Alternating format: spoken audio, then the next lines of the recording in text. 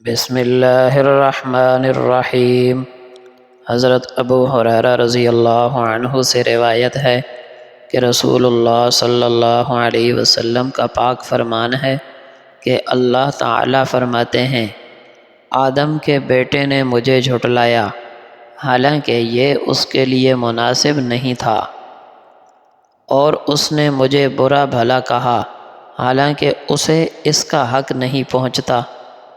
اس کا مجھے جھٹلانا تو یہ ہے کہ وہ کہتا ہے کہ میں دوبارہ زندہ نہیں کر سکتا جیسا میں نے پہلی مرتبہ پیدا کیا تھا، اور اس کا مجھے گالی دینا اور برا بھلا کہنا یہ ہے کہ وہ یوں کہتا ہے کہ میں نے کسی کو اپنا بیٹا بنا لیا حالانکہ میں بے نیاز ہوں، نہ کوئی میری اولاد، نہ میں کسی کی اولاد، اور نہ کوئی میرے برابر کا ہے۔ حضرت ابو ہریرہ رضی اللہ تعالی عنہ سے روایت ہے کہ نبی اکرم صلی اللہ علیہ وسلم نے فرمایا، لوگ اللہ تعالیٰ کی ذات کے بارے میں ایک دوسرے سے پوچھتے رہیں گے یہاں تک کہ کوئی یوں کہنے لگے گا کہ اللہ تعالیٰ نے ساری مخلوق کو پیدا کیا، لیکن نعوذ باللہ من ذالک، اللہ کو کس نے پیدا کیا؟ جب لوگ یہ بات کہیں تو تم یوں کہو، اللہ احد، اللہ الصمد، لم یلد ولم یولد ولم یکن لہ کفوا احد۔ پھر اپنی بائیں جانب 3 مرتبہ تھتکار دے اور شیطان مردود سے اللہ تعالیٰ کی پناہ مانگے۔ ابو ہریرہ رضی اللہ تعالی عنہ فرماتے ہیں کہ نبی اکرم صلی اللہ علیہ وسلم نے اللہ جل شانہ کا یہ ارشاد نقل کیا، آدم کا بیٹا مجھے تکلیف دیتا ہے، زمانے کو برا بھلا کہتا ہے، حالانکہ زمانہ تو کچھ نہیں، زمانے کا خالق تو میں ہوں، میرے ہی ہاتھ میں زمانے کے تمام معاملات ہیں، میں جس طرح چاہتا ہوں رات دن کو گردش دیتا ہوں۔ ابو موسیٰ اشعری رضی اللہ عنہ فرماتے ہیں کہ نبی اکرم صلی اللہ علیہ وسلم نے فرمایا، تکلیف دہ بات کو سن کر اللہ تعالیٰ سے زیادہ برداشت کرنے والا کوئی نہیں۔ دیکھو، مشرکین اس کے لیے اولاد ثابت کرتے ہیں، پھر بھی وہ انہیں عافیت دیتا ہے اور روزی عطا کرتا ہے۔ ابو ہریرہ رضی اللہ عنہ فرماتے ہیں کہ نبی اکرم صلی اللہ علیہ وسلم نے فرمایا، جب اللہ تعالیٰ نے مخلوق کو پیدا کیا تو لوح محفوظ میں یہ لکھ دیا، میری رحمت میرے غصے سے بڑی ہوئی ہے۔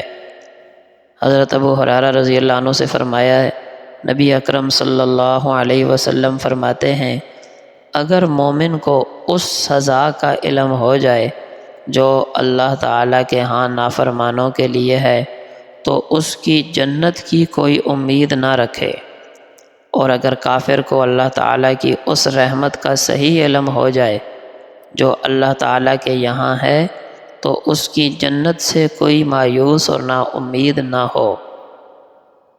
نبی اکرم صلی اللہ علیہ وسلم کا فرمان ہے، گناہوں کا کفارہ بننے والے اعمال یہ ہیں، نماز کی ادائیگی کے بعد مسجد میں ٹھہرے رہنا، باجماعت نماز پڑھنے کے لیے چل کر مسجد میں جانا، دل نہ چاہنے کے باوجود کامل وضو کرنا۔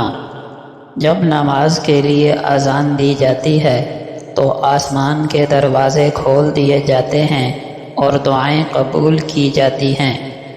اذان اور اقامت کے درمیان کی جانے والی دعا رد نہیں ہوتی۔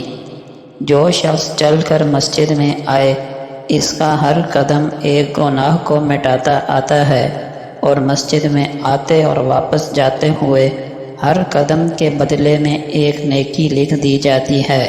جو شخص عشاء کی نماز جماعت کے ساتھ پڑھے، اسے آدھی رات کے قیام کا ثواب ملتا ہے، اور جو عشاء اور فجر دونوں نمازیں جماعت کے ساتھ ادا کرے، اسے ساری رات کے قیام کا ثواب ملتا ہے۔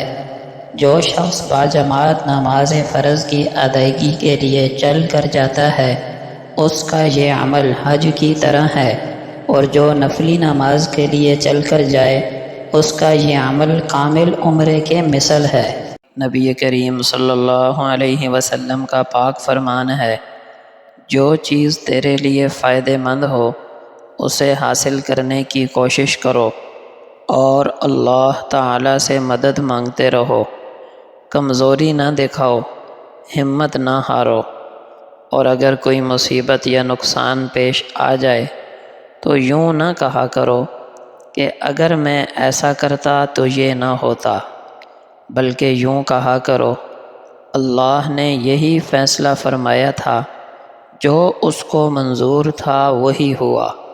یہ روایت صحیح مسلم میں موجود ہے۔ پیارے دوستو، یہ حدیث ہمیں 3 اہم باتیں سکھاتی ہے۔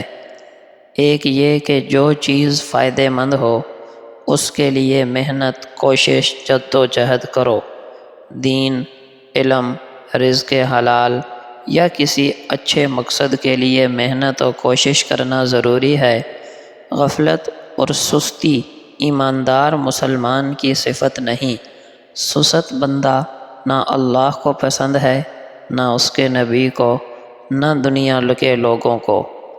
دوسرا سبق یہ ہے کہ صرف اپنی طاقت پہ بھروسہ نہ رکھو، بلکہ اپنے ہر کام میں اللہ سے دعا کرتے رہو کہ وہ تمہیں تمہارے مقصد میں کامیاب کرے، کیونکہ سارے اسباب جمع ہو جائیں، اگر اللہ کی منشا اور مرضی اور چاہت نہ ہو تو کچھ بھی نہیں ہو سکتا۔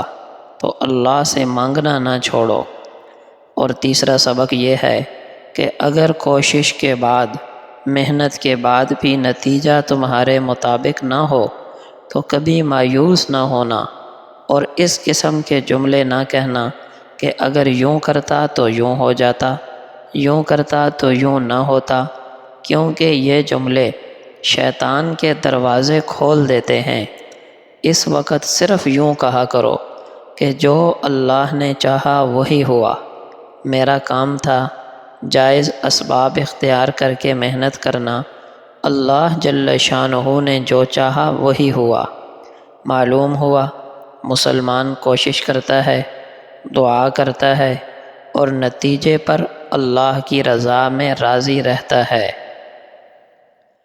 مسند احمد اور ترمذی شریف کی روایت ہے، نبی کریم صلی اللہ علیہ وسلم نے فرمایا، انسان کی خوش بختی یہ ہے کہ وہ اللہ کے فیصلوں پر راضی رہے، اور انسان کی بدبختی یہ ہے کہ وہ اللہ سے بھلائی مانگنا چھوڑ دے، اور جو کچھ اللہ نے اس کے لیے مقدر کیا ہے اس پر ناراضگی کا اظہار کرے۔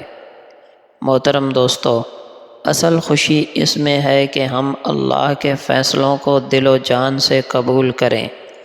جو کچھ اللہ نے دیا یا جو کچھ نہیں دیا اسی میں اپنے لیے خیر اور بھلائی سمجھیں، کیونکہ اللہ ہم سے بہتر جانتا ہے کہ ہمارے لیے کیا بہتر ہے اور کیا نقصان دہ ہے۔